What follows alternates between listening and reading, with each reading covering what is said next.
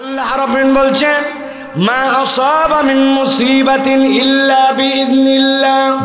দুনিয়ার মানুষ জেনে রাখো, তুমি যত বড় বিপদেই পড়ো না কেন, যত বড় সমস্যায় নিমজ্জিত হও না কেন, আল্লাহ রাব্বুল আলামিনের জ্ঞানের বাইরে কোনোটাই নয়। সব রবের জ্ঞানের মধ্যে দিয়ে তোমার কাছে ওই বিপদ উপস্থাপিত হয়েছে। বিপদে পড়ছে বান্দা, কিন্তু আল্লাহ যে জানেন না এরকম নয়। রব্বুল আমিন বলছেন ওই বিপদে যখন তুমি পড়ছো, আমি রব্বুল আমিন তোমাকে বিপদে ফেলে মজা নেওয়ার জন্য তোমার প্রতি বিপদ চাপাই দেই নাই, কিন্তু আমি রব তোমাকে জানাচ্ছি তোমার বাঁচার জন্য একটা কায়দা, একটা বুদ্ধি কিন্তু আছে। আল্লাহ বলছেন ওয়ামাই ইউমিন বিল্লাহি ইয়াহদি কলবা। এই বিপদে পড়ার পরেও যে একবার বিশ্বাস করে, বিপদ দেখ আমার জন্য, মুসিবত দেখ আমার জন্য, সুসময় আর দুঃসময় যাই আসুক না কেন, আমি বিশ্বাস করি আমার রব বলে একজন আল্লাহ আছে। আল্লাহ বলছেন আমি গ্যারেন্টি দিলাম তার জন্য, ইয়াহাদি কলবাহু, আমি আল্লাহ তার অন্তরের মধ্যে হেদায়েতের রাস্তা বলে দিবই দিব। আল্লাহ রাব্বুল বলছেন আল্লাহু বিকুল্লি শাইইন আলীম। এই দুনিয়ার মানুষ, তুমি মনে করো না তোমার আল্লাহ জানে না, চিন্তা করছো আল্লাহ কি দেখে না? মাঝে মাঝে আমরা বলি, ঠিক কি না? আল্লাহ যে কেমনে দেখে এইটা আপনার হিসাবে বরাবর হবে না। আল্লাহর দেখাটা আল্লাহর মতো করে দেখে, বান্দা আল্লাহর দেখার সাথে হিসাব মিলাতে পারবে না, ঠিক কি না? রব্বুল আমিন এই জন্য বলছেন ঈমান আনো, আল্লাহু বিকুল্লি শাইইন আলীম। রব্বুল আমিন সব বিষয় জানেন বান্দা। তবে আল্লাহ তোমাকে বলে দিতে চান, বিপদে তো পড়ছো বান্দা, উদ্ধার হওয়ার রাস্তাটা কি এখন? তুমি বলছো আল্লাহর প্রতি আমি বিশ্বাস রাখি, কিন্তু তোমার জন্য উদ্ধার হওয়ার রাস্তা কি? কেমনে তুমি এই বিপদ থেকে মুক্তি পাবে? আল্লাহ রাব্বুল আমিন বলছেন আমি রব তোমাকে জানাই দিলাম, দুইটা দিক সব সময় স্মরণ রেখো। যত বড় তোমার মুসিবত হোক, আল্লাহ রাব্বুল আলামিন তোমাকে উদ্ধার করে দিবেন। সুবহানাল্লাহ। কিন্তু যদি বান্দা এরকম হয়, আল্লাহ বুঝাতে চায় আর আপনি আগেই সিদ্ধান্ত নিছেন আমারে যেমনে বুঝাক আমি বুঝবো না। যেই বেটা ঘুমায় গেছে, ওরে ধাক্কা দিছেন, ঘুমানো বান্দারে ধাক্কা দিলে উঠে যাবে, ঠিক কিনা? কিন্তু যেই বেটা ভাব ধরে আছে আমি ঘুমায় আছি, আপনি ওরে ধাক্কায়া কাশায়া অস্থির করে দিবেন, কিন্তু ওরে উঠাতে পারবেন না, ঠিক কিনা? ওই যে এক বড় লোক মানুষ, তার দুইটা নাকি সন্তান ছিল, একটার নাম ধলু আর একটার নাম কালু। কি নাম? ধলু রাখছে মানে যেটা একটু ফর্সা হয়েছে হওয়ার পর ওই জন্য ধলু, আর যেটা একটু কালো হয়েছে ওই জন্য নাম কালু। দুই সন্তান পড়ালেখা করে না, বাপের অনেক টাকা, সম্মানজনক অবস্থান, চিন্তা করছে কেমনে এটারে মানুষ বানানো যায়। একজন পরামর্শ দিছে বাড়িতে একজন লজিং শিক্ষক রাখেন, শুধু স্কুল দিয়ে হবে না, সার্বক্ষণিক সে দেখাশোনা করবে। লজিং শিক্ষকের কাছে পড়ালেখা করে আপনার সন্তান ঠিক হয়ে যেতে পারে, কিন্তু এই দুই সন্তান এমন সন্তান যে লজিং শিক্ষকে আসুক সেইটাই অল্প দিনের মধ্যে চলে যায়। অবশেষে খবর পাইছে একটা কড়া মেজাজ 100 শিক্ষক নিয়ে আসছে, বলে আমার সন্তানরা আপনার মানুষ করা লাগবে, দেখতেছি আমি। সন্ধ্যার পরে যখন পড়তে বসাইছে, ডান পাশে কালু, বাম পাশে ধলু, মধ্যে বসে শিক্ষক। এখন গণিত ক্লাস হচ্ছে নিজেদের মধ্যে। স্যার সবগুলা বের করছে, কালু মিয়া বুদ্ধি করে একটা কলম নিচে ফালাই দিয়েছে। নিচে ফালাই দিয়ে এখন ভাব বোঝাচ্ছে যে কলম তুলতে পারতেছে না। শিক্ষকরে বলছে স্যার আপনার কাছে কলম পড়ছে, একটু উঠায় দেন। স্যার চিন্তা করছে কলম পড়ছে, উঠাই তো দেওয়াই যায়, ছাত্রকে সমস্যা আছে। কলমটা যেই না উঠতে গেছে, আস্তে করে কালু মিয়া ধলুর একটা চোখ টিপ দিয়েছে। ধলু মিয়া হাতের কলমটা স্যারের সিট বরাবর লম্বা করে ধরছে। স্যার কলম তোলার জন্য উঠছিল, আস্তে করে কলম দিয়ে বসতে গেছে, বাকিটুকু আর বলা লাগবে। বাপরে করে চিল্লায় উঠছে, উঠে বলছে আমি গেলাম। বাড়িওয়ালা বলছে রাত্রে খাই যান, বলছে না। বলছে গেলেন কেন, বলে যান অন্তত। বলছে বলা যাবে। বলা যাবে? চিন্তা করছে কি স্যার রে, বলে পর্যন্ত গেল না, ঘটনা কি? একজন খবর দিছে এগুলো শিক্ষক হবে না।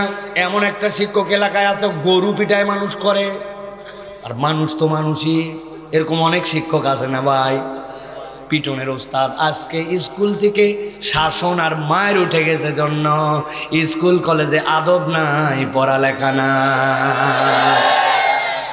আপনি আমাদের ধরেন যে কোনো একজনের চ্যালেঞ্জ দেব, কারক ধরবেন, সমাস ধরবেন, আপনি কয়টা ধরবেন আমার আপনি ঠেকাতে পারবেন না। কেননা আমার একজন ওস্তাদ ছিল আইয়ুব নাম, যত কারকে ভুল, বাংলার কথা বলতেছে আরবি না, যত সমাসে ভুল পিঠের মধ্যে সেইগুলা দাগ আলগা করে দেখালে দেখানো যেতে পারে, এমন শিখাইছে। ক্লাস 8-9 পর আজ পর্যন্ত ভুলি নাই। আর 8-9 ছেলেরে যদি এখন বলা হয় যদি সামঞ্জস্যপূর্ণ বানান লেখ, ও ঘাবড়ায় যাবে, ঠিক কিনা? মায়ের উপর ওষুধ নাই। ওস্তাদের হাত থেকে ব্যাট যখন উঠে গেছে, বাংলা থেকে পড়ালেখা উঠে গেছে। আপনারা মুরব্বীরা খুব জোরে ঠিক বলছেন, যুবকরা খুশি আছে। এখন খালি ক্লাসের মধ্যে কিছু নাই, প্রজেক্ট। কি ভাই? প্রজেক্ট। লাল কাগজ ছিল, সাদা কাগজ ছিল, অমুক দিয়ে পালন করো, তুমুক দিয়ে পালন করো, পড়ালেখা ল্যামস্যাম, ঠিক কিনা? আহারে বলছে গুণ ভাগ কর, বলছে ভাগ কর কতর মধ্যে কত, 80 দিয়ে ভাগ কর 20 দিয়ে কত হয়? বলছে স্যার 4 রঙের 4টা কাগজ দেন। কেন? কয় ভাগ অনেকে কাগজ কেটে শিখা লাগবে, কাগজে কলমে লেখে হয় না, আছে কি না? স্কুলে যাই একটু খবর নিয়ে দেখেন, এমন একজন শিক্ষক পাওয়া গেছে এখন যেই বেটা গরু পিটায় মানুষ বানায়। খবর দিয়ে নিয়ে আইছে কালু আর ধলুরে মানুষ করা লাগবে। কালু আর ধলুর জন্য শিক্ষক চলে আসছে। আসার পরে এখন বলছে প্রথম কন্ডিশন হচ্ছে আমি যা বলবো তাই শোনা লাগবে, কোনো বিষয়ে মন্তব্য করা যাবে না। রাজি। কালু আর ধলুর শিক্ষক এই যে তোমাদের স্যার, স্যারের সাথে পরিচয় হয়েছে। বলছে শোনো, আজকের থেকে কোনো পড়ালেখা নাই। এই কালু তোর বাংলা বই নিয়ে আয়, তোর গণিতটা নিয়ে আয়। ধলু কালু বই নিয়ে আসছে আর বলছে আসার সময় সাথে একটা ম্যাচ নিয়ে আসবি। চিন্তা করছে প্রত্যেক স্যার বই পুস্তক আনার সময় কলম আনতে বলে, ইনি কি জন্য সাথে আনতে বলছে ম্যাচ নিয়ে আসছে। নিয়ে আসার পরে বলছে তুই বাংলা বইয়ের মধ্যে আগুন লাগা আর তুই গণিতে আগুন লাগা, কিসের পড়ালেখা? চিন্তা করছে এইসা স্যার বই পুরায় উদ্বোধন। দারুণ স্যার। বলছে কোনো পড়ালেখা হবে না, এখন থেকে শুধু খেলাধুলা। বল কোথায়? বাপরে বাপ, স্যার বলতেছে বল কোথায়? কালু ধলু সেই খুশি। ওদিকে তো যেই বাড়িওয়ালা উনি দেখতেছে আয়, সেই প্রথমে বই পুরাইছে, মাথায় খারাপ। আগে ছিল 2 পাগল, এখন দেখি 3টা। সিগন্যাল দিছে কোনো কথা বলবেন না, যা করা লাগে আমি করব। আগেই কন্ডিশন দিছে জন্য কোনো কথা নাই। এখন স্যার 2 জনকে নিয়ে বলছে চলো কালু ধলু মাঠের দিকে যাব খেলার জন্য। কালু যাচ্ছে সামনে সামনে, পিছনে পিছনে ধলু। খানিকজন যাওয়ার পরে স্যার বলতেছে ধলু সামনে গাছ দেখতে পাও একটা, কি গাছ? বলে স্যার এইটা তাল গাছ। বলে বাম পাশে একটা গাছ দেখতে পাও, কি গাছ? বলে এইটা খেজুর গাছ। বলতেছে কালু বলো তো, যেই তাল গাছে তোমার বাড়ির থেকে 5টা কবুতর এসে উড়ে বসছে, বুঝছো? হ্যাঁ বুঝছি। এখন 5টা কবুতরের মধ্যে থেকে 2টা কবুতর ওই গাছ থেকে উড়ে উড়ে খেজুর গাছে গেছে। বলো তো ধলু তাহলে এখন তাল গাছে কয়টা কবুতর আছে? যেই না ধলু এখন বুঝে ফেলছে জিনিস, তো উত্তর দিবে মুখের ঠোঁটের মাথায় চলে আসছে। পিছনে আছে তার ভাই কালু। কালু ডাক দে বলছে ভাই দাঁড়া, উত্তর দিস না, স্যার কিন্তু সিস্টেমে অঙ্ক শিখাচ্ছে। স্যার বলটল রেখে দিয়ে বাড়িতে ফেরত আছে, বলছে যে 2 বই পুরাইছে ওই 2 বইয়ের টাকা দিয়ে দিচ্ছে, এগুলো মানুষ হবে না। এখন বুঝে থাকলে বলেন তো, অঙ্ক যে হচ্ছে ও বুঝছে, বুঝেও যদি অঙ্ক না শেখে, গণিত যদি হচ্ছে বুঝেও যদি না শেখে, ওরে কি জোর করে কোনো ট্যাবলেট খাওয়ায় বোঝানোর কোনো সুযোগ আছে? ও ভাই আপনারা ঘুমায় গেছেন ভাই? আমার আল্লাহ রাব্বুল আলামিন বলছেন ভালো করে বোঝো, আমি রব্বুল আলামিন তোমাদের জন্য বলছি ওয়া মান ইউমিন বিল্লাহি ইয়াহদি কলবাহু ওয়াল্লাহু বিকুল্লি শাইইন আলীম।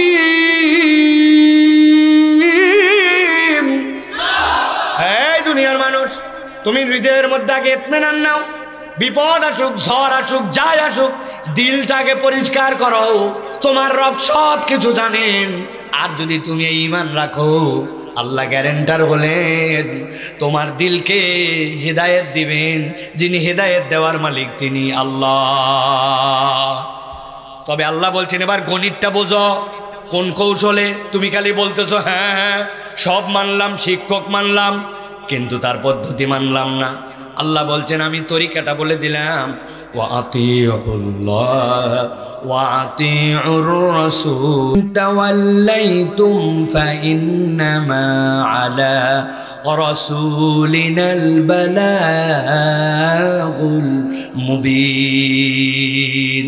আমার আল্লাহ বলছেন কোন তরিকায় মুক্তি দেওয়া হবে? এক নম্বরে আতিউল্লাহ, আল্লাহ রাব্বুল আমিনকে তোমার অনুসরণ করতে হবে। ওয়াতিউর রাসূল, রাসূলকে তোমার অনুসরণ করতে হবে। আল্লাহ বলছেন সালাত পড়ো। এখন আপনি বুদ্ধি খাটায় বলছেন আমার সালাত আমি আমার মতো পড়বো, হবে? কথা বলে হবে? একটা কথা জিজ্ঞাসা করি, উত্তর দিবেন, একটা মুখ বন্ধ রাখবেন না। পয়গম্বররা মাসুম, পয়গম্বরদের জীবনে কোনো গুনাহ নাই, এটা আমরা বিশ্বাস করি কিনা? পয়গম্বরদের পরে সর্বশ্রেষ্ঠ মানুষ সাহাবীরা, বিশ্বাস করি কিনা? এবার বলেন তো সাহাবীরা জুম্মার নামাজ কয় রাকাত পড়তেন? কয় রাকাত? কথা বলেন না। প্রত্যেক রাকাতে কয়টা রুকু দিতেন? কয়টা সেজদা দিতেন? এখন আমাদের গুনাহ বেশি না কম? কথা বলেন। নামাজ পড়লে সওয়াব হয় কিনা? সিজদা দিলে সওয়াব হয় কিনা? রুকু করলে সওয়াব হয় কিনা? এখন সাহাবীরা নামাজ পড়ছে জুম্মার 2 রাকাত। আমি বান্দার গুনাহ আসমান জমিন ভরপুর, আমার গুনাহ যদি কপাল দিয়ে যেত তাইলে দুনিয়ার মানুষ আব্দুল্লাহ সাইফুল্লাহকে অন্তত পক্ষে এই জায়গায় উঠায় দিত না, লাথায়া থুতু দিয়ে বিদায় করত। তাহলে আপনার আমার গুনাহ কত? আমরা নিয়ত করছি নামাজ পড়লে সওয়াব হয়। সাহাবায়ে কেরাম কুল্লুহুম আদুল, তারা ন্যায়ের উপরে অধিষ্ঠিত ছিলেন। সুতরাং তাদেরটা আমল, আমাদেরটাও আমল। সুযোগ সব দিন হয় না। এখন থেকে জুম্মার নামাজ 4 রাকাত পড়ব, প্রত্যেক রাকাতে 2টা করে রুকু আর 4টা করে সিজদা দিব। সমস্যা আছে? সমস্যা আছে? কিসের সমস্যা আছে? আন্দাজ সিজদা দেওয়া ভালো কাজ। আপনারা একটু আগে বলছেন 4 সিজদা দিলে কি হবে? সিজদার মধ্যে কি আমি আমার বাপের নাম বলবো নাকি সুবহান রাব্বিল আলাই বলবো? সমস্যা আছে? তা বোঝেন তো আপনারা। মনে করছিলাম ময়মনসিংহের ভিতরের দিল লোক বোধহয় বুঝে না, সব বোঝেন আপনারা। তাইলে নামাজের মধ্যে 4 সিজদা দিবেন না, 4 রাকাত নামাজ জুম্মারটা পড়বেন না। আর আল্লাহ আল্লাহ রসুলের তরিকায় না চলে আপনি বিপদ থেকে উদ্ধার করবেন, দেশে আপনি সোনার বাংলা বানাবেন, এত সস্তা মামুর বাড়ির কথা না।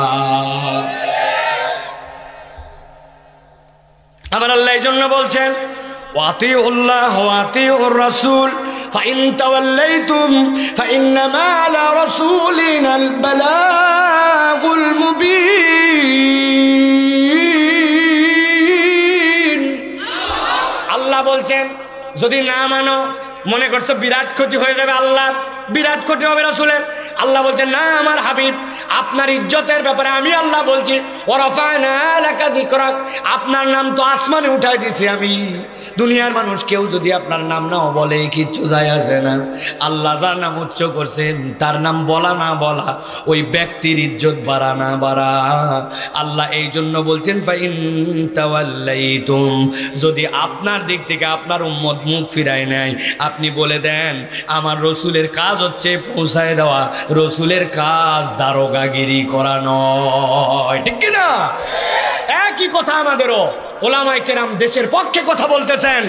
আমরা কোনো সরকারের চাটুকর নই, কোনো সরকারের সুবিধাভোগী নই। আমরা এই দেশের কল্যাণ চাই। ফ্যাসিস্টদের থেকে এই দেশ মুক্ত হয়েছে, নতুন কোনো ফ্যাসিস্ট আসুক এটা চাই না। কিন্তু আমরা যদি মনে করেন যে আমরা বোধহয় উচ্ছিষ্ট খাওয়ার জন্যই কাজ করতেছি, এইটা নয়, বরং এই দেশকে প্রকৃত একটা স্বাধীন সার্বভৌম নিরাপদ এই দেশ হোক, এইটা আমরা দাবি দিয়ে আমরা আমাদের কথা বলতেছি। মানলে ভালো, না মানলে আমাদের দায়িত্ব এখানেই শেষ। ওয়ামা আলাইনা ইল্লাল বালাগ, ঠিক কিনা? মানবেন কিনা মানবেন আপনারা হিসাব করেন। ভারত ছক কষতেছে এবং সুন্দর করে তারা মানচিত্র দেখাচ্ছে। কি চিত্র দেখাচ্ছে?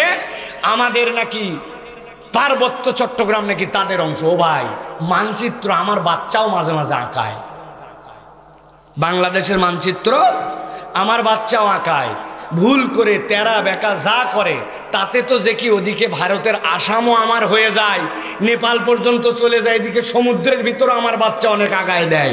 কিন্তু আসলে কি এই আমার বাচ্চার আঁকানোতে বাংলাদেশের সীমান্ত কম বেশি হয়? তো ওই সকল যারা আল্লাহ চেনে না, রসুল চেনে না, যাদের ভিত্তি নাই দুনিয়ার বুকে, যারা পাপিষ্ট নরাধম, যারা যুগ যুগ ধরে সাম্প্রদায়িক উস্কানি দেয়, ওদের মানচিত্র আঁকানোতে আমাদের কিচ্ছু যায় আসে না। বরং আমরা দান্তহীন কণ্ঠে বলতে চাই, এমন একদিন আসবে তুমি যদি শুধরায় না যাও, তোমার মানচিত্রের অস্তিত্বই তুমি ঠিক রাখতে পারবে না। কার মানচিত্র নিয়ে খেলার ভয় দেখাও? আমরা ওই ভয় করি না যেই জাতি ওই জাতি যারা তলোয়ারের বিপক্ষে, উটের সৈনিকের বিপক্ষে, ঘোড় সওয়ারের বিপক্ষে, যারা খেজুরের কেবলমাত্র ওই পাতা ছিঁড়ে মধ্যে লাঠি দিয়া সপাট করে দুনিয়াকে ঠান্ডা করছে, তাদেরকে মানচিত্রের খেলা দেখায়া ভয় দেখানোর সুযোগ নাই। ঈমান যতক্ষণ আছে আর আল্লাহ আল্লাহ রসুলের তার যদি থাকে, আমাদেরকে পরাজিত করবে এরকম কোনো শক্তি নাই। বলবেন হুজুর অনেক যে মরে গেল, অনেক যে শহীদ হয়ে গেল। ভাই, আমাদের শাহাদত তো জান্নাতে যাওয়ার ওসিলা। তোমরা না বাঁচার জন্য দুনিয়ায় আসো, মরে গেলেই শেষ, ঠিক না ভাই? আর আমাদের মরে গেলেই শুরু। কি ভাই, আপনাদের দুঃখ লাগে, আমাদেরও দুঃখ লাগে ফিলিস্তিনকে নিয়ে, তাই না? আমি চিন্তা করি, আরে কপালওয়ালারে ওরা, আহা আমার হিসাব হবে কি হবে না হবে। আর ওরা আমাদের প্রথম কেবলা, তৃতীয় পবিত্র ভূমির জন্য তারা নিজেদের জীবন উৎসর্গ করে দিচ্ছে। ওরা মরতে দেরি, কিন্তু ওদের জান্নাতে যেতে দেরি নাই। হৃদয়টা মরে গেছে, কিন্তু শাহাদত আঙ্গুলিটা ওই কাফন ফুর করে বের করে নখটা উঁচু আছে, ঠিক কি না? আমরা সেই জাতি, আমাদেরকে ভয় দেখায় লাভ নাই, বরং আমাদেরকে গুনে নিজেদের আগে ওই যে বলে না, নিজের চরকায় নিজে তেল দাও। কারণ তোমার চরকা যদি নষ্ট হয়ে যায় তাইলে তোমার বড় বিপদ আছে। রব্বুল আলামিনের খেলা বোঝা বড় দায়। আল্লাহ কোরআনে বলছেন, কাম মিন ফিয়াতিন কলিলাতিন, কত ছোট ছোট দল দিয়ে রব কত বড় বড় খেলা দেখাইছেন। বেটা এই টুকটুক পাখি, হ্যাঁ, তৈরন আবাবিল, ঝাঁকে ঝাঁকে আসছিল, পুষ্টি বাহিনীকে ভুসি বানাইছিল। কি বানাইছে? ওই আল্লাহ একটু বয়স হয়েছে, কথা বলেন, আল হাইয়ুল কাইয়ুম, তিনি আছেন। সুতরাং আমরা বলবো, কোনো পড়োশির সাথে আমরা উস্কানির খেলায় যেতে চাই না। পড়োশিরা যদি আত্মসম্মান বোধ আমাদেরকে বুঝে আমাদের সাথে সম্মান করে, আমরাও সম্মানজনক আচরণ করতে চাই। কিন্তু উস্কানি দিলে সবসময় চুপ করে বসে থাকার সুযোগ নাই, চোখে চোখ রেখে কথা বলতে হবে, ঠিক কিনা? ওই নতজানুর বাংলাদেশ আর নাই, বুঝে সুঝে চলেন। আল্লাহ রাব্বুল আমিন আমাদেরকে বোঝার তৌফিক দান করেন। সফলতা আসবে কি দিয়ে? তাহলে আল্লাহ বলছেন, আতিউল্লাহ ওয়া আতিউর রাসূল, আল্লাহ আল্লাহ রসুলের অনুসরণ করো। তাহলে মাহফিলে আসলাম আর হই হই করলাম আর তাকবীর দিলাম আর ঠিক বললাম, এতে ঈমানের বাতি বাড়বে না। ঈমানের বাতি বাড়বে আল্লাহ আল্লাহ রসুল ইতাআতে, ঠিক কি না? রাজি আছি তো ইনশাআল্লাহ? আপনারা যদি রাজি থাকেন, আমি আপনাদের কাছে কিছু কথা বলতে রাজি আছি। আছেন আপনারা? শুনতে চান আপনারা? তবে দীর্ঘ সময় নয়, অল্প কিছু সময় একটা নির্ধারিত প্রসঙ্গে অল্প কিছু কথা বলে কয়েকটা প্রশ্ন দিয়ে আমি চলে যাব ইনশাআল্লাহ। তবে মুরব্বীদের জন্য এই যে বেলাল রাজ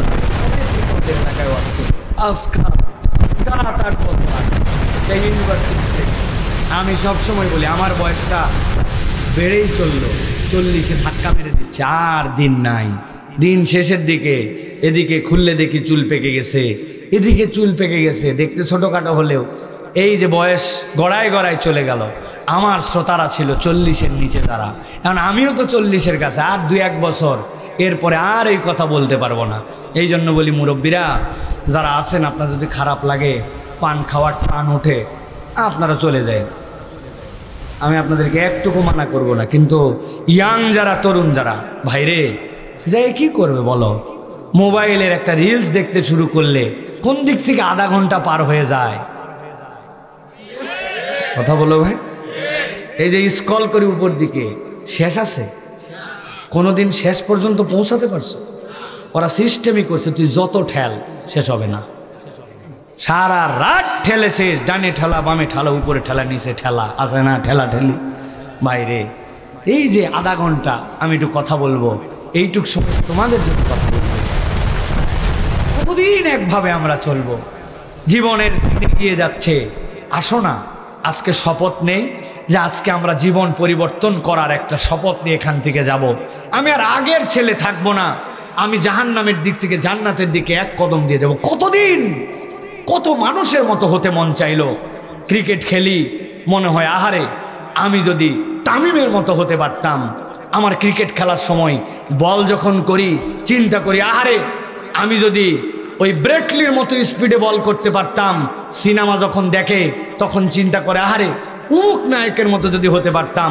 বিলবোর্ডের মধ্যে ফটোশপে কাজ করা ছবি দেখে মহিলারা চিন্তা করে আহারে আমার স্কিনটা যদি এরকম হতো। কত কার মতো সারা জীবন আমার হতে মন চাইলো। কেন যুবক, তোমার আমার কি একবার মন চাইলো না যে আসো একবার আমার জীবনটা হযরত হাসানের মতো হোক, হুসাইনের মতো হোক, মুআয ইবনে জাবালের মতো হোক, আলীর মতো হোক, ওমরের মতো হোক, আমি নবীদের সাহাবীদের মতো চরিত্র পরিবর্তন করি। মা, আপনার কোনোদিন মন চাইলো না? কত কাকে আপনি আইডল বানালেন। আপনি কবিতা আবৃত্তির জন্য একজন আইডল বানিয়েছেন, আপনি ড্রেস আপের জন্য একজন আইডল বানিয়েছেন, আপনি মোটিভেশনের কথা শোনার জন্য অমুক মহিলাকে আইডল বানাইছেন। আপনার মন চাইলো না যে হয়তো একবার খাদিজা রাদিয়াল্লাহু তাআলার মতো চরিত্রটা হোক, হযরত ফাতেমার মতো আমি হই, তার মতো হই একটু। কত কিছুই তো করলাম, ওইদিকে একটু মোটিভেশন নেই। কবে আর কতদিন পর, আর কত বেলা গড়াই গেলে। এই জন্য আমি বলবো আজকেই দিনটা সেই দিন। আসেন না আমরা আমাদের জীবনের পরিবর্তনের একটা সিদ্ধান্ত নিতে চাই। রাজি? শক্ত করে হাত তোলেন। রাজি? তরুণরা, ইয়াংরা, মুরব্বীরা না তুললে হবে। রাজি ভাই? হাত সোজা করো। রাজি ভাই? রাজি? বুঝে হাত তোলেন কিন্তু। রাজি আছেন ইনশাআল্লাহ? হাত দুইটা টান করেন, শক্ত করে তোলেন। বুকটা একটু টানা দেন, যেহেতু সুযোগ পাইছি বুকটা টানা টানাই করে আমরা রেডি হয়ে নেই। রেডি সবাই? উপর দিকে হাত দেন, এই যে এরকম এরকম এরকম, ডানে বামে নড়াচড়া দেন। মাশাআল্লাহ। এবার একটুখানি ডানে এরকম করেন, হ্যাঁ বামে বামে। এবার পেছনে। কোমরে টান লাগছে? কোমরে টান লাগছে? হাত সোজা করেন, সোজা সোজা। এবার গলাটা পরিষ্কার দেন। হয় না, এতগুলা লোকের গলা পরিষ্কার মোটেও হয় নাই, ভালো করে পরিষ্কার দেন। হয়েছে। এবার একটু, এবার আমরা একটু আকাশ বাতাস মুখরিত করে একটা তাকবীর দিতে চাই। রাজি আছেন? যারা পারবেন না তারা বলেন আল্লাহুম্মা আমিন। চেনা হয়ে গেছে, ইনারা সলিড লোক, ভেজালের মধ্যে নাই। ওনারা আগেই বলছে যে পারবো না। এবার বলেন যারা পারবেন তারা বলেন আল্লাহুম্মা আমিন। হয় নাই? আর একটু হিম্মত করে বলেন আল্লাহুম্মা আমিন। পারবেন তাহলে? দেখে একটু আকাশ বাতাস মুখরিত করে, আসমান জমিন প্রকম্পিত করে আল্লাহ রাব্বুল আমিনকে খুশি করার জন্য আমরা বলি লিল্লাহি তাকবীর। হয় নাই? অর্ধেক লোকই বলে নাই, চিন্তা করছে হুজুর যতই বলুক আমরা বলবো না। হলো না? এবার একটু হিম্মত করে সকল বলেন লিল্লাহি তাকবীর। আল কোরআনের আলো, আল হাদিসের আলো, তোমার নেতা আমার নেতা, তোমার নেতা আমার নেতা, আলেম ওলামা যেখানে লিল্লাহি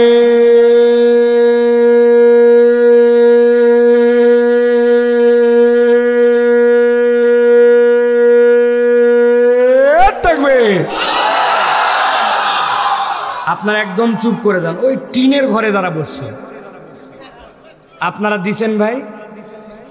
ওটা বিল্ডিং, আপনারা তাকবীর দিছেন? এরা দেয় না, আমি দেখছি দেন। ঠিক আছে, আবার যখন সুযোগ আসবে তখন আপনারা রেডি থাকেন। কিন্তু আর একটা দোয়া করেন আমার জন্য। আমার চোখ সাংঘাতিক, আলহামদুলিল্লাহ। এটা আমার যোগ্যতা না, আল্লাহর দয়া।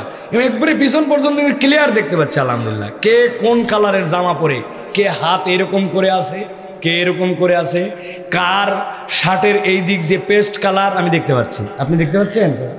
হ্যাঁ, দেখতে পাচ্ছেন না? আলহামদুলিল্লাহ। প্রিয় ভাইরা, তাহলে আমরা একটুখানি কথা শুনবো কোরআনুল কারীম থেকে ইনশাআল্লাহ। বেশি না, আমি 4টা আয়াতে কারিমা থেকে কথা বলবো। এই 4 আয়াতে কারিমা থেকে আল্লাহ রাব্বুল আলামিন উম্মতের জন্য আল্লাহর নবীকে বলেছেন, যদি আপনার উম্মত এইটাতে চিন্তা করে এই জন্য আপনি এই গল্পটা বলেন। আল্লাহ নবীকে বলছেন আপনার উম্মত যেন চিন্তা করে এই জন্য এই গল্পটা আপনি বলেন। নির্দেশ দিয়েছে কে? জোরে বলেন। নির্দেশ দিয়েছেন কাকে? মুহাম্মাদুর রাসূলুল্লাহ সাল্লাল্লাহু আলাইহি সাল্লামকে। আর কাজ দিবে কাদের জন্য? আমাদের। বলেন কাদের? কাদের? আমাদের। প্রিয় ভাইরা, তাহলে বিতাড়িত শয়তান থেকে আশ্রয় প্রার্থনা করে আমরা আমাদের আলোচনায় প্রবেশ করব। দাঁড়ায় থাকেন আর বসে থাকেন, সকলে শয়তান থেকে আশ্রয় প্রার্থনা করে আমরা সকলে সমস্বরে একসাথে পড়ি, আউযু বিল্লাহি মিনাশ শাইতানির রাজিম, বিসমিল্লাহির রাহমানির রাহিম। واتل عليهم نبأ الذي آتيناه آياتنا فانسلخ منها فأتبعه الشيطان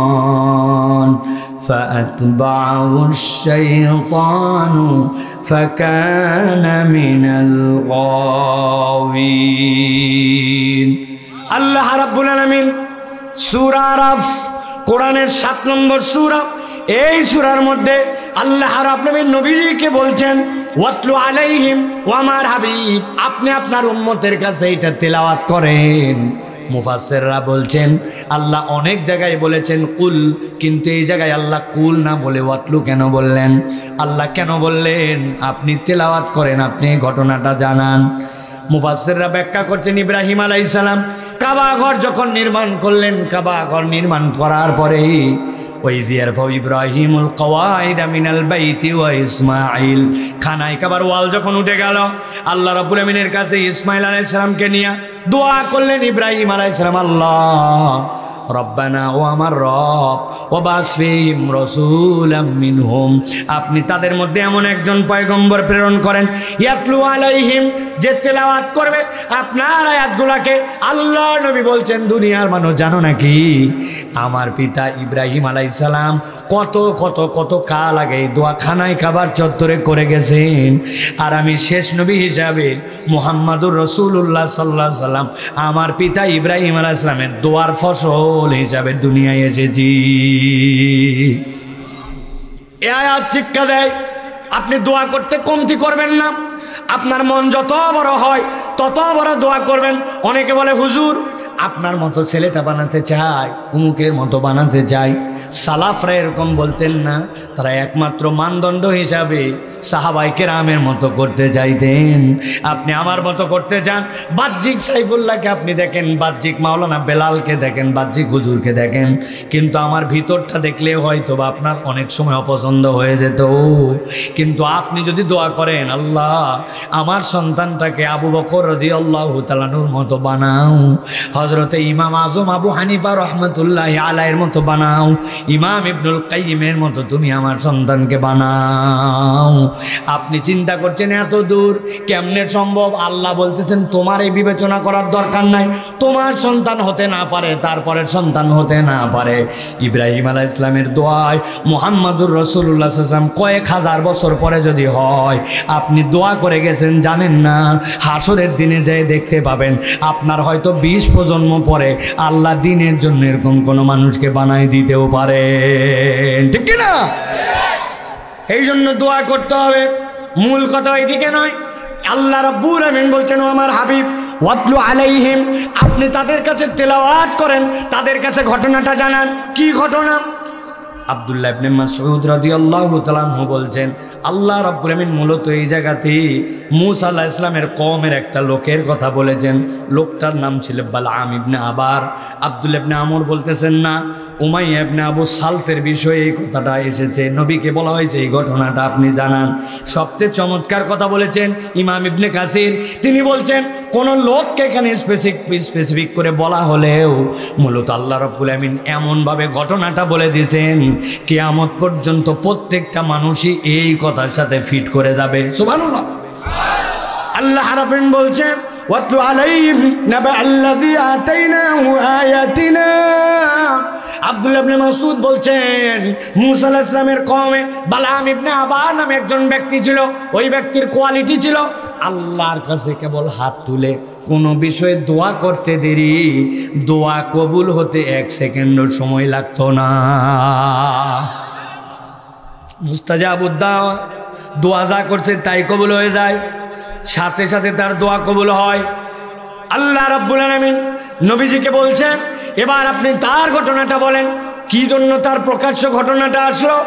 মূসা আলাইহিস সালামের কওমের লোকেরা বালআম ইবনে আবারের কাছে আসলো, আসার পরে বলল আপনি একটু দোয়া করেন, একটা বিষয়ে দোয়া করা লাগবে। কি দোয়া? বলে আমাদের কওমের মধ্যে মূসা নামে একজন লোক আসছে, আসার পরে সে দিনের দিকে দাওয়াত দিচ্ছে, লোকজন তার দিকে আস্তে আস্তে যাচ্ছে, ফেরাউনের সাথে ক্ল্যাশ বেঁধে গেছে, রাগ পর্যন্ত গন্ডগোল ছিল না, আপনি দোয়া করে দেন আল্লাহ যেন এরা ধ্বংস করে দেয়।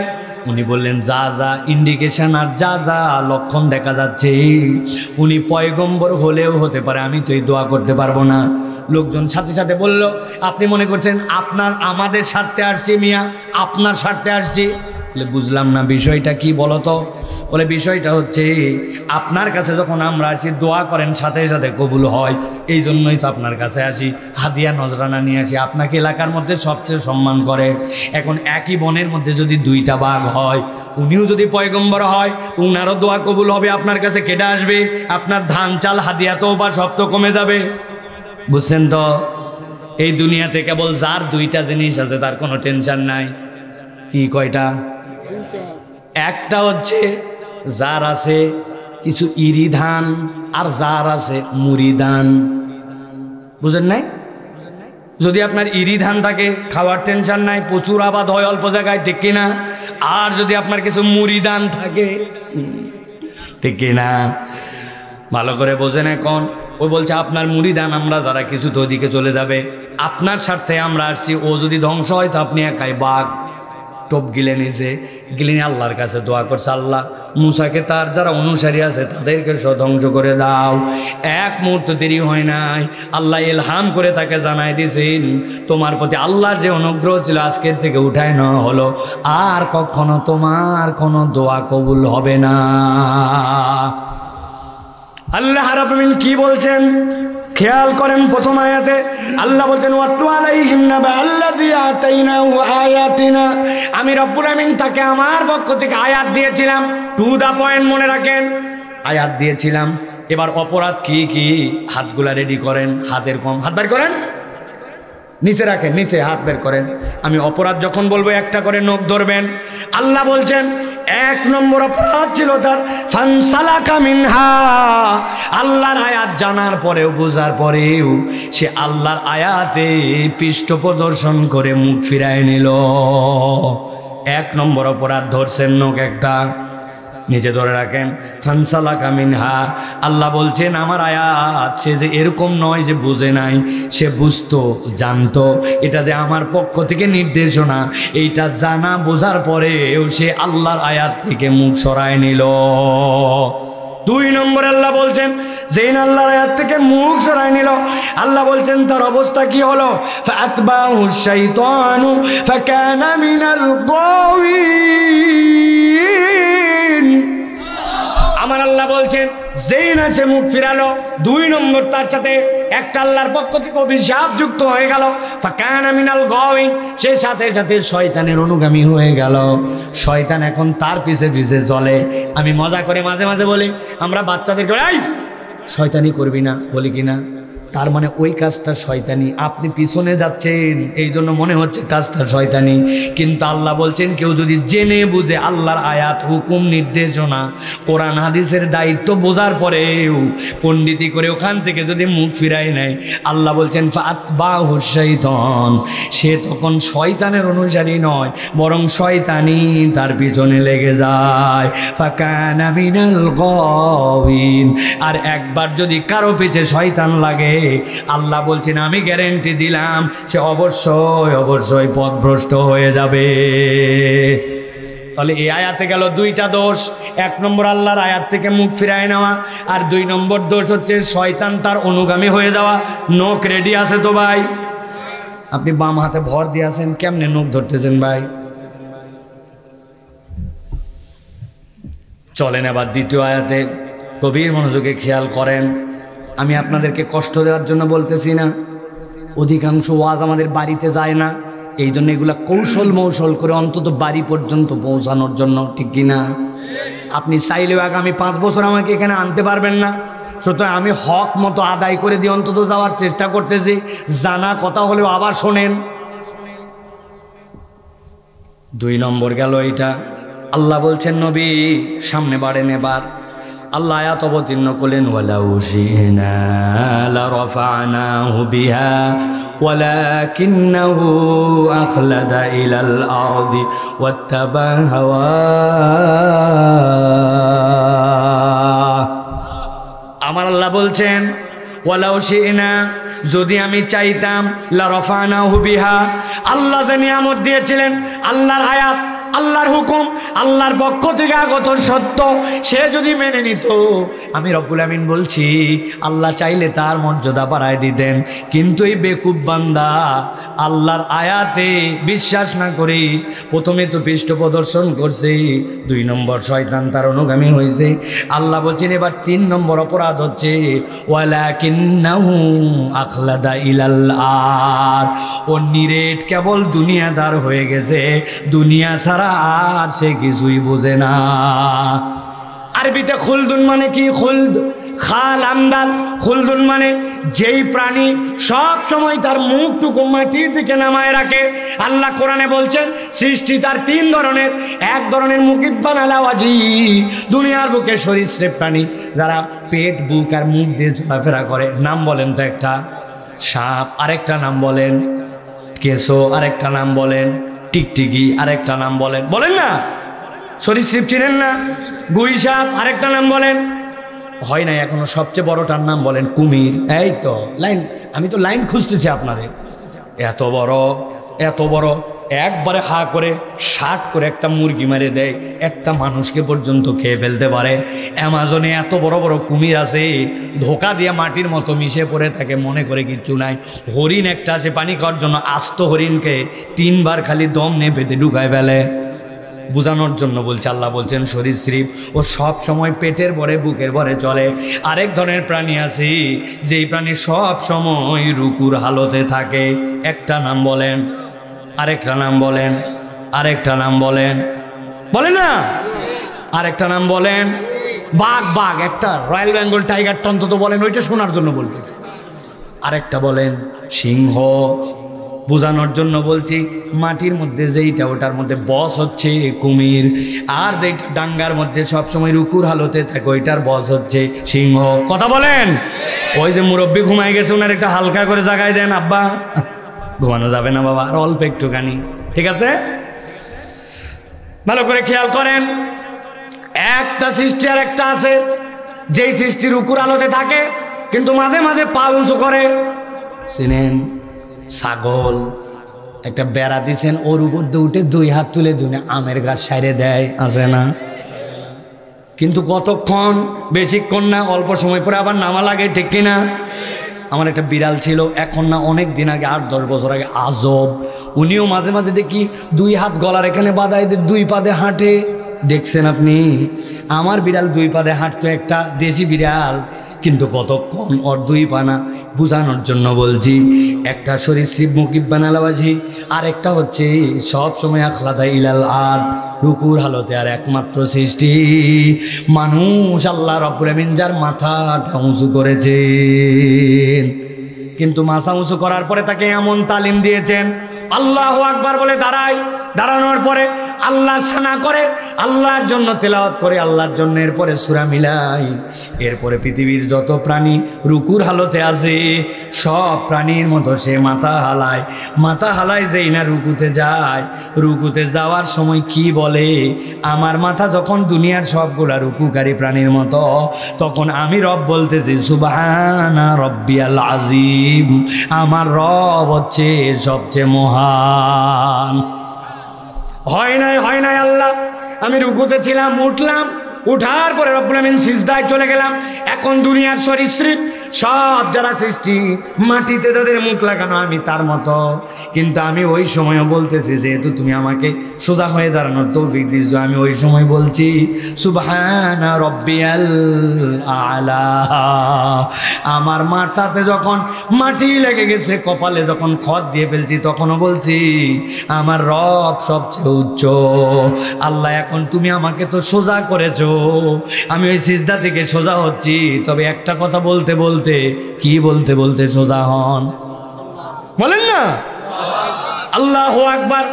এই রব, আমার মাথা যতই উঁচু হোক না কেন, আকবার ইসমে তাফজিল মুবালাগা, এর উপর আর কেউ কিছু বড় হতে পারে না। আমি ঘোষণা দিচ্ছি আমার রব বড়।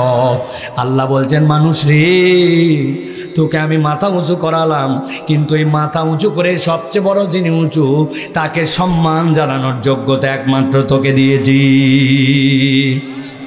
আল্লাহ বলছেন ওই লোকের 3 নম্বর দোষ তাহলে কি, আখলাদা ইলাল আরদ, ও জমিনমুখী হয়ে গেছে, দুনিয়াদার, ডান বাম কিচ্ছু চেনে না, খালি দুনিয়া চেনে।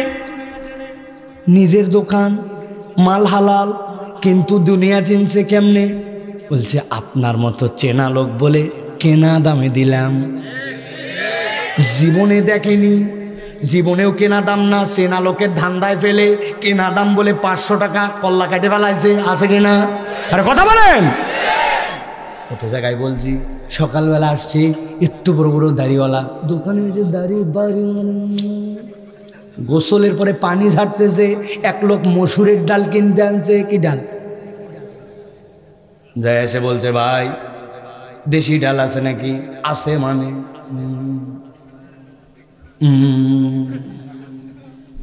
চিন্তা করছে ½ কেজি ডাল নিতে চাইছিলাম, কিন্তু এখনকার যুগে আমানতদার লোক পাওয়া যায় না, আবার কবে দেশি ডাল পাই না পাই। ভাই 2.5 কেজি মারেন। সকালবেলা 2.5 কেজি ডাল দিয়ে দিয়েছে, কিন্তু কাম আগের রাত্রে ঘটাইছে। দোকান বন্ধ করে যাওয়ার সময় চায়না ডাল, ইন্ডিয়ান ডাল, চায়নাটার দাম ধরেন 90, ইন্ডিয়ার দাম ধরেন 120, বাংলাদেশটা ধরেন 150। উনি চিন্তা করছে লাভে পড়তা হয় না, এই জন্য 1 মনের বস্তার মধ্যে 5 কেজি চায়না, 5 কেজি ইন্ডিয়ান। বোঝার উপায় আছে? বুঝেন নাই? ওয়ালাকিন্নাহু আখলাদা ইলাল আরদ, ও জেনে বুঝে এমন দুনিয়াদার হয়েছে যে দুনিয়া ছাড়া আর কিছু বোঝে না। এরকম ব্যবসায়ী বোধহয় ফুলবাড়িয়া অঞ্চলে না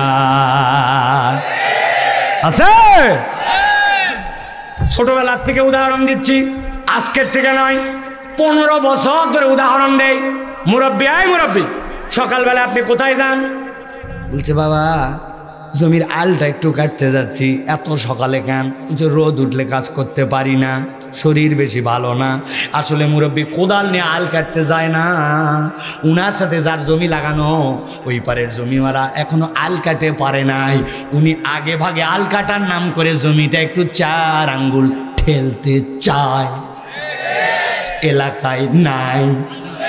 আহা, উনার 1 বিঘার খাজনা আদায় হয়েছে, খারিজ, সিএস, এসআর সব আছে, কিন্তু 4 আঙ্গুলেরটা নাই। আল্লাহর কাছে ওইটা ধরা পড়বে কিনা জানে, কিন্তু ওয়ালাকিন্নাহু আখলাদা ইলাল আরদ, চিন্তা করছে খালি দুনিয়া দুনিয়া দুনিয়া, ডান বাম দেখার সুযোগ নাই, যেমনে পারো তেমনে কামাই করো। এইটা যদি থাকতো বুদ্ধের মধ্যে, তাইলে এই দেশে বিদ্যুতের চুক্তির নামে আদানির সাথে যে চুক্তি হয়েছে, নিজের দেশের মানুষের টাকা ভুয়া লোন তুলে নিয়ে ব্যাংকগুলাকে যে হাওয়া করে দেওয়া হয়েছে, এই মানুষগুলা মনে করছে না বুঝে করছে, না না, এরা বুঝে বুঝে এই বেঈমানি করছে। না বুঝেই কাজ করে নাই। আধা পাগলের কাজ এইটা না, এটা সুস্থ স্বাভাবিক না হলে এই মানি গেম খেলা যায় না। মানি গেম বুঝেন? টাকার খেলা না ভাই, টাকার খেলা তো অর্থ হলো, তাইলে এটা ওটা একটা পারিভাষিক খেলা আছে। আপনি হচ্ছেন সোশ্যাল ইসলামী ব্যাংক, যাই বলছে ভাই তোমার কাছে আমার 20 কোটি টাকার ঋণ ছিল না? ছিল। শোনো, এই নাও, তোমাকে আমি 20 কোটি টাকার ঋণ শোধ করে দিলাম, এখন 40 কোটি টাকা আমাকে একটু ঋণ দাও। এই যে 20 কোটি টাকা এইটা আরেক ব্যাংকের থেকে উঠায় আনছে, ওই ব্যাংকে যাই বলছে ভাই তোমার কাছে কত ঋণ ছিল? 40 কোটি না, এই ধরো 40 কোটি তোমাকে দিলাম। ব্যাংক খালা চিন্তা করছে বাহ 20 তো পাওয়া গেল, 40 দিলে কি সমস্যা? উনি চিন্তা করছে 40 তো পাওয়া গেল, 100 দিলে কি সমস্যা? ওরাই ভাইয়ে ভাইয়ে খেলতে খেলতে সুন্দর করে 1000, 2000, 3000, 5000 কোটি টাকা হাওয়া করে দিছে। এইটার নাম মানি গেম। এইটা দেশ ধ্বংসের চিন্তা না থাকলে সুস্থ কোনো প্রশাসকের দ্বারা করা সম্ভব নয়। আসতে বলেন, ঠিক আসতে বলেন। ওরা আবার চোখ রাঙায়, ওরা আমাদের দিকে আবার বলে ফুস করে নাকি ঢুকে পড়বে। আসো আসো না, কিসের খেলা? বিচার করা লাগবে, ঠিক কিনা? আমার ভাইয়ের চোখ তুমি তুলে ফেলছো, আমার ভাইকে পঙ্গু করে ফেলছো, হাজার হাজার মার কোলকে তুমি খালি করে দিছ। এখনো যাদের বিশ্বাস হয় না নিটরে যায়েন, আমি আর যাই না, সহ্য হয় না। একটা যদি আপনি কেবলমাত্র এক্সরে পেপারের ফিল্ম দেখেন আপনার মাথা নষ্ট হয়ে যাবে। শরীরের মধ্যে, মাথার মধ্যে কতগুলা প্যালেট নিয়ে ঘোরাফেরা করতেছে। আপনি এখন পর্যন্ত চিনতে পারেন না, আপনি এখন পর্যন্ত ক্ষমা চান না। ক্ষমা চাইলে আল্লাহ বান্দাকে ক্ষমা করে, আর তার ক্ষমা নাই ঔদ্ধত্য আরও বাড়ে। যারা ঔদ্ধত্য দেখায় দুনিয়া আখিরাত তাদের বরবাদ।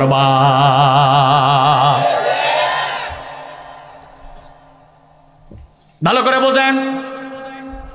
হাত তো সবগুলা সরে গেছে জানি আমি আপনাদের। 3 নম্বর দোষ হচ্ছে আখলাদা ইলাল আর। ওই মানুষটা নিরেট দুনিয়াদার হয়ে গেছে, দুনিয়া ছাড়া কিচ্ছু বোঝে না, ঠিক কিনা?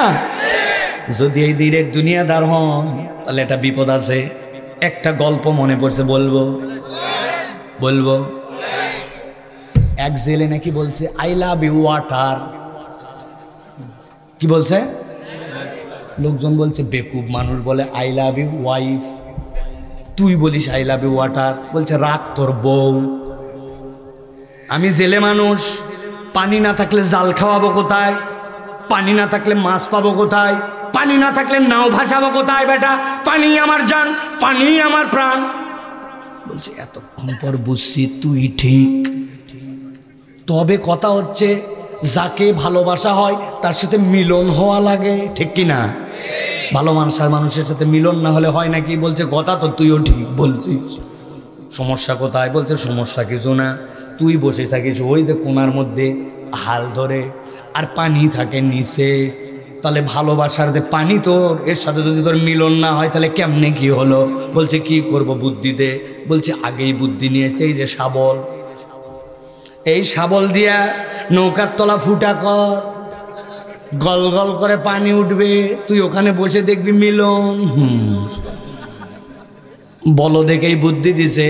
বলদ যদি মনে করেন ওই শাবল দিয়া নৌকার তলা ফুটা করে দিছে, দিয়া দেখে গল গল করে পানি উঠে, আর ওই খালি বলছে আই লাভ ইউ ওয়াটার, আজকে তোমার সাথে মিলন হবে, আছো মিলন হবে।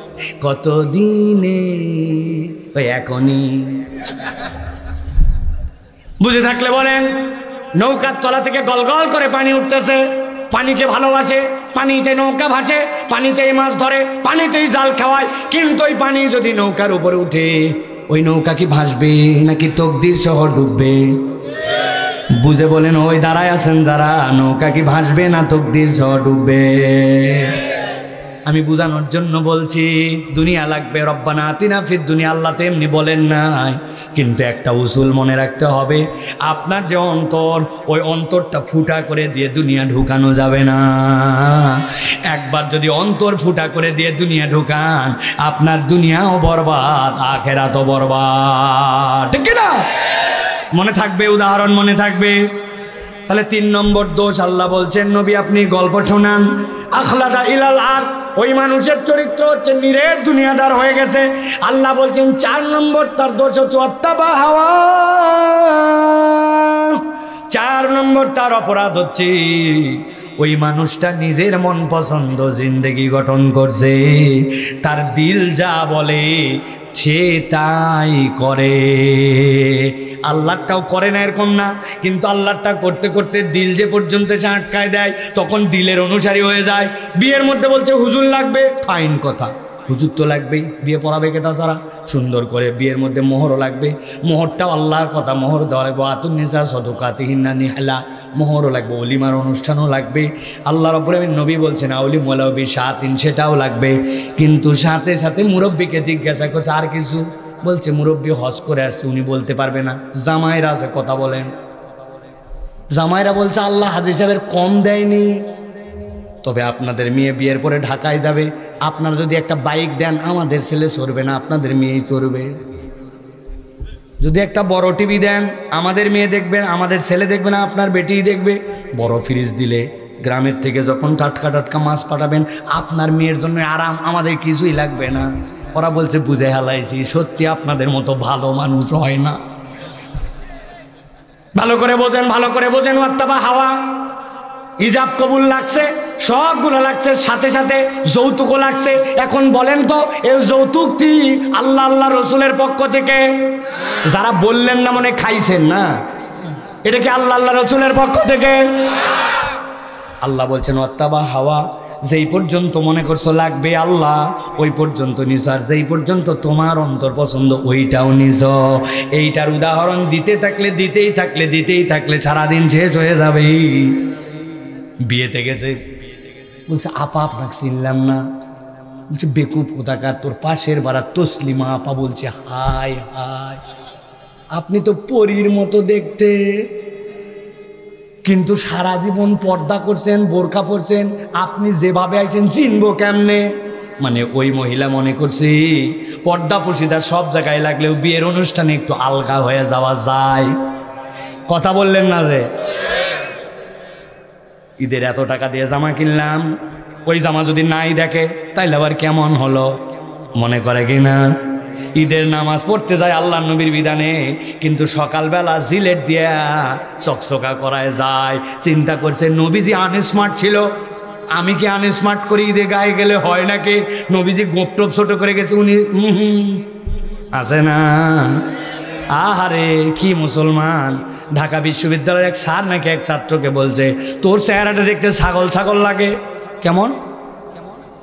কয়েকটা দাঁড়িয়ে দিক দিয়ে ছাগল ছাগল লাগে। বলছে স্যার আপনি একটা জেন্টলম্যান, আপনি যে কথা বলছেন সম্পূর্ণ অ্যাগ্রি, আপনি মিথ্যা কথা বলেন না, আমার চেহারাটা ঠিক আপনি যা বলছেন এরকম, তবে আমারও একটা কথা আছে। স্যার তো উত্তেজিত হয়েছে, ছাগল বলে মনে করছে খেপে যাবে, এখন তো দেখি সব মাইনে নিল, তোর কি কথা? বলছে স্যার আমাকে ছাগল ছাগল লাগে, তবে আপনাকে দেখতে কুত্তা কুত্তা লাগে। এত বড় কথা, এত বড় মানে? ছাগলের মুখে দাঁড়িয়ে আছে জন্য না ছাগল ছাগল, কুত্তার মুখে নাই জন্য কুত্তা কুত্তা। কথা বলো। আমার আল্লাহ বলছেন ওয়াত্তাবা হাওয়া, তুমি তোমার মনকে পছন্দ করছো, ইলাহি পর্যন্ত আল্লাহ লাগে নাও, আর যতদিন তোমার দিল লাগে ওর পরের থেকে তোমার দিল তোমার ইলাহ। আল্লাহ এবার বলছেন এই 4টা রোগ যার মধ্যে আছে, আমি আল্লাহ তার ব্যাপারে একটা ছোট্ট কথা বলে দিতে চাই। আল্লাহ বলছেন ফামাসালুহু কামাসালিল কালব, আমি আল্লাহ বললাম তার উদাহরণ হচ্ছে কুত্তার মতো। কার মতো? জোরে বলেন কার মতো? চিন্তা করছেন কুকুর বিরাট খারাপ প্রাণী, তাই না ভাই? আল্লাহ যে বললেন যে ফানসালাকা মিনহা, আল্লাহর বিধান থেকে সরে গেছে, এরপরে শয়তানের অনুগামী হয়ে গেছে, এরপর আল্লাহ রাব্বুল আমিন বলছেন ওই ব্যক্তিটা জমিনমুখী হয়েছে, দুনিয়াদার হয়েছে। আর 4 নম্বরে ওই ব্যক্তিটা অন্তর পছন্দ জিন্দেগি গঠন করছে। আল্লাহ বলছেন তার উদাহরণটা কুকুরের মতো। চিন্তা করছে কুকুর বিরাট খারাপ প্রাণী, জি না, অনেক মানুষের থেকেও কুকুর কৃতজ্ঞ। আসতে বললেও ঠিক, না বললেও ঠিক, কারণ আমার প্রমাণ আছে আমার কাছে। আমি চায়ের দোকানে বসে চা খাওয়ার জন্য কাপের মধ্যে এরকম করে নিয়েছি এনার্জি বিস্কুট, চিনেন? 5 টাকার প্যাকেটে কয় পিস থাকে বলেন দেখি? 3টা, একটা কমায় দিছে এখন। চায়ের মধ্যে আমার বিস্কুট চুবাই খাওয়ার অভ্যাস, সুন্দর করে বিস্কুট একটা চুবাইছি। আমার বাড়ির ধারে দোকান, একজন আছে, আসসালাম আলাইকুম, আরে সাইফুল্লাহ ভাই আপনার বাড়ি এই জায়গায়? মানে ওয়ালাইকুম আসসালাম ভাই, হ্যাঁ। এই যে 3-4 সেকেন্ড বেশি গেছে, চায়ের বিস্কুট চুবানো ছিল, মুখে তুলতে তুলতে অ্যাক্সিডেন্ট, অর্ধেক বিস্কুট ভাঙ্গে পড়ে গেছে। চিন্তা করলাম লস, ঠিক কিনা? যেই না পড়ছে, পাশে ছিল এক পূর্বশা, উনি লাফ দিয়ে উঠে আসে, চেটে খাইয়ে নিয়েছে। বাকি 2.5টা বিস্কুট আমি খাইছি, 2.5-এর একটু কম। খাওয়া দাওয়া করে চলে গেছি। পরের দিন আবার আসছি ওই দোকানে। আসার পরে যেই না বসছি, বসার সাথে সাথে দেখি আগের দিন যেই বিস্কুট সেটে গেছিল, এক কুকুর লেজ নামায় মাথা নিচু করে আমার কাছে গেলে এরকম করে। আমি দোকানদারকে বললাম এরকম করে কেন? কই হুজুর গতকালকে আপনি যে বিস্কুট অর্ধেকটা খাইতে দিয়েছিলেন। আমি বললাম কোথায় আমি বিস্কুট খাইতে দিয়েছি, ভুল করে পড়ে গেছিল। কিন্তু ওই গতকালকের বিস্কুট খাওয়ার কথা কুকুর মনে রেখেছে, ওইটার কৃতজ্ঞতায় লেজ নামায়া মাথা হালায়া আমার কাছে কৃতজ্ঞতা জানাই। দুনিয়ায় এরকম অনেক মানুষ আছে, এই কুকুরের মতো কৃতজ্ঞতা বোধ নাই। মানুষ উপকার করে, উপকার করার পর আর মনে রাখে না। আমার আল্লাহ তাআলা কেন বললেন ফামাসালহু কামাসালিল কালব? যাদের মধ্যে 4টা রোগ আছে, আল্লাহ বলছেন তারা কুত্তার মতো। কেন? আল্লাহ বলছেন ইন তাহমিল আলাইহি আলহাস আও তাতরুকু আলহাস যালিকা মাসালুল কওমিল্লাযিনা কাযাবু বিআয়াতিনা। আমার আল্লাহ বলছেন কুকুরের পিঠে কেউ বোঝা চাপায় না, কুকুরের গাড়ি কেউ বানায় না, কিন্তু কুকুরকে কেউ যদি দাবড়ানি দেয় তাও কুকুর হাঁপায়। আর কুকুর যদি এমনি বসে থাকে তাও চারিত্রিকভাবে কুকুর অস্থির, ঠিক কিনা? দাবড়ানি দিলে জিহ্বা বের করে ফেলে, এমনি দাঁড়ায় থাকলে অনেক সময় জিহ্বা বের করে সবসময় হাঁপাতেই থাকে, ঠিক কিনা? এটার অনেক তাফসির আছে, আজকে আর গেলাম না। বৈজ্ঞানিক তাফসির আছে, কোরআনের তাফসির আছে, ইলহাসের তাফসির আছে।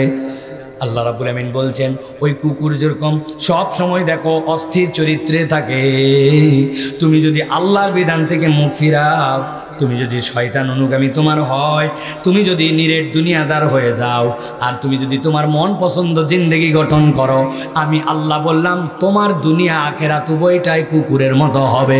দুনিয়াতে ধন সম্পদ টাকা পয়সা অনেক কিছু হবে, স্বস্তি আর স্থিরতা পাবে না, আর পরকালটাও তোমার জন্য ভয়াবহ হবে। এখন সিদ্ধান্ত আমাদের, আমরা কুকুরের জিন্দেগি চাই না মানুষের? কথা বলতে হবে, কুকুর না মানুষ? আমার আল্লাহ রাব্বুল আমিন এবার বলছেন, নবী অনেক কথা বললেন, ফাকসুসিল কাসাস লাআল্লাহুম ইয়াতাফাক্কারুন। আল্লাহ বলছেন গল্প করেন, আপনার উম্মত হয়তো এখান থেকে শিক্ষা নিবে। তবে আল্লাহ বলছেন ওই যে কালু আর ধলু, মনে আছে তো না? দেখেন তো মিলে কিনা। আমি আজগবি কোনো গল্প বলছি না, ঘটনা আছে এর মধ্যে। আল্লাহ বলছেন সাআ মাসালাল কওমুল্লাযীনা কাযযাবু বিআয়াতিনা ওয়া আনফুসাহুম কানু ইয়াজলিমুন। তবে যারা আল্লাহর আয়াতকে অস্বীকার করে, আপনি যতই বুঝান তাদেরকে, এই বুঝানো আর না বুঝানোতে কিচ্ছু যায় আসে না। ওরা নিজেরাই নিজেদের অন্তরের উপরে জুলুমকারী। এখন বলেন আমরা কি বুঝবানের পক্ষে থাকবো, নাকি বুঝেও না বুঝার ভান করব? বুঝেও না বুঝার ভান করব? জোরে বলেন করব না? তাহলে তো আমরা আলহামদুলিল্লাহ আল্লাহর এই কথার মধ্যে চলে আসলাম, ফাকসুসিল কাসাসা লাআল্লাহুম ইয়াতাফাক্কারুন। তারা চিন্তা করবে ঘরে যে আল্লাহ কুকুরের সাথে উদাহরণ দিল, কিরে এত টাকা, এত বাড়ি, এত গাড়ি, মনের মধ্যে স্বস্তি নাই কেন? কোটি কোটি টাকা দামের বাড়ি, লাখ লাখ টাকা দামের গাড়ি, 1000 টাকা দামের খাট, 1000 টাকা দামের টোনার, রাত্রেবেলা শুই, ঘুমের ওষুধ খায়, তাও চোখে ঘুম আসে না, বুক ফেটে যাওয়ার মতো অবস্থা হয়। শত শত মানুষ কেন অশান্তি মনের মধ্যে অনুভব করতে পারে না, ঠিক না ভাই? এই মোবাইলটা হলে মনে ভাল লাগবে, আরে এই মোবাইলটা হলে মনে ভাল লাগবে, এইটা হলে মনে ভাল লাগবে, এই ড্রেস মনে আমাকে ভাল লাগবে। মানে চোখের খিদা, মনের খিদা মিটে না, মিটে না। হুজুর থেকে শুরু করে কৃষক কেউ বাদ নাই, ঠিক কিনা? আর ব্যতিক্রম আছে। ময়মনসিংহ অঞ্চল থেকে সবজি যায়, উত্তরবঙ্গ থেকে সবজি যায় কাউরান বাজারে। রাত্রি 12টার পর থেকে কারবার শুরু হয়। বড় বড় ট্রাক থেকে ছোট ছোট ট্রাকে আনলোড করে। যারা আনলোড করে তারা সারা রাত কাজ করে 800 টাকা 900 টাকা পায়। বেচারি জ্যাম বেঁধে গেছে একদিন গাজীপুর মাওনায় চৌরাস্তায়, মাল যায় নাই। সে কি করবে? বড় টুকরি রাস্তার আইল্যান্ডের মধ্যে ফালাইছে, কোমর থেকে গামছা খুলে কোনার মধ্যে বিড়া বানায়। চিন্তা করছে সারা জায়গা থেকে কি করুন, এই জায়গায় মাথা দিছে। পাশ দিয়ে 20 টনের ট্রাক যায়, এই পারের বিল্ডিং কাঁপে, ওই পারের বিল্ডিং কাঁপে, আর মধ্যে টুকরির মধ্যে শুয়ে শুয়ে ওই নাক দিয়ে দুনিয়া কাঁপায়। এমন ঘুম দেওয়া দিছে, একজন এসে ডাক দিছে, বলদ রে কাম অর্ধেক হয়ে গেল, উঠ। বলছে আর একটু আগে বলবি না? ওইটাও ঘুম, ওইটাও শান্তি, আর একটা কোটি টাকার বাড়িতেও শান্তি নাই, ঠিক কিনা ভাই? উল্টাটাও আছে, কোটি টাকার বাড়িতেও শান্তি আছে আলহামদুলিল্লাহ, গরিব মানুষের একটাও নাই। 2টার বাপ ছিল চেয়ারম্যান, আর বলা লাগবে? গোল্ড মেডেল পাওয়া চেয়ারম্যান, গলার মধ্যে নিয়ে খাম হয়ে গেছে। কি ভাই, কোন দিকের ঘটনা? এই যে হ্যান থেকে বলবে একটু দূরের ঘটনা, এলো জানেই না কেউ, অথচ হুজুর যায় না লাইছে না। আমার বললাম না, পরিবারের অশান্তি, মানসিক অশান্তি, সন্তানদের অশান্তি আছে কিনা? আল্লাহ রাব্বুল আমিন বলছেন সাআমাসালাল কওমিল্লাযিনা কাযযাবু বিআয়াতিনা, সমান। এই জন্য প্রিয় ভাইয়েরা, আমরা অস্থির জিন্দেগি চাই না, সুস্থির চাই, ঠিক কিনা? 1 নম্বর আল্লাহর আয়াত জানছি বুনছি মানতে হবে আজকের থেকে। শয়তান অনুগামী বানানো যাবে না, নিরেট দুনিয়াদার হওয়া যাবে না। দুনিয়ার জন্য সব নামাজ পরে পড়বনি, মা বোনেরা আসছে না, মাগরিব এশা আসর মাগরিব এসে এক লগে পড়ে, ওই এখনো ঘর পাটি তোলা হয় নাই, এখনো গোয়াল দেওয়া হয় নাই, এখনো পশু মুরগি হাঁস উঠানো হয় নাই, নামাজ কাজা করে ফেলে নামাজ পড়ে, কিন্তু এশার সময় সব পড়তেছে, আছে না? আজকে ধান কাটার সময় অল্প একটু বাদ আছে বাবা, গা মাখা কাদা, নামাজ বাদ দিয়ে দিছে, আছে না? নিরেট দুনিয়াদার হওয়া যাবে না বাপ, এখান থেকে বেরিয়ে আসতে হবে। আর অন্তর পছন্দ জিন্দেগি নয়, আল্লাহ পছন্দ জিন্দেগি। আমার আল্লাহ যা বলছে ওটাই শেষ কথা। দুনিয়ার সবাই তোমাকে আনস্মার্ট বলতে পারে, তোমার মুখে দাড়ি চাই। দুনিয়ার সবাই বলতে পারে টাকনুর উপর আবার কাপড়, এটা আবার কি জিনিস? আপনি বলবেন গুল্লি মারি সব। আমার নবী বলছে মাস ফালামিনাল কাবাইনি জারি ফিন্নার, উঠে গেছে আমার কাপড়, ফজর থেকে নামাজে হাজির। এই জন্যই বলছিলাম আর কতদিন, আসো না আজকের থেকে আমাদের জীবন পরিবর্তনের ধাপটা শুরু করি। রাজি তো ইনশাআল্লাহ? আল্লাহ কবুল করুক প্রিয় ভাইয়েরা, আল্লাহ আমাদের আশা ভরসাকে কবুল করুক, আল্লাহুম্মা আমিন।